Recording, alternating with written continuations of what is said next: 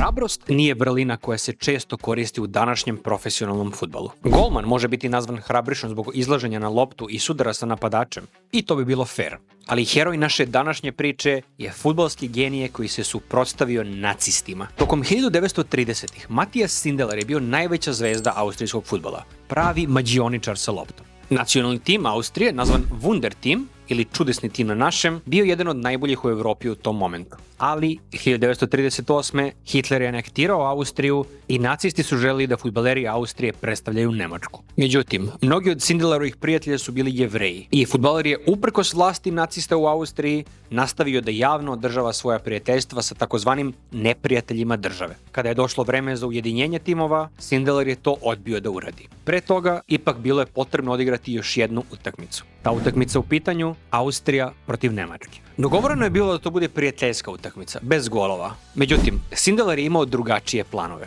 Prilikom rezultata 0:0, Austrijanac je iskoristio šansu i svoj tim doveo u vođstvo, a gol proslavio tako što je otišao i plesao ispred predstavnika nacističke partije. Nekoliko meseci kasnije pronađen je mrtav u svom stanu. Razlog smrti, zvanično barem, rečeno je o trovanju ugljen dioksidom. Ali, mnogi veruju da je bio ubijen od strane Gestapa zbog odbijanja da sarađuje tokom rata. Za još fudbalskih zanimljivosti, zapratite Loptački.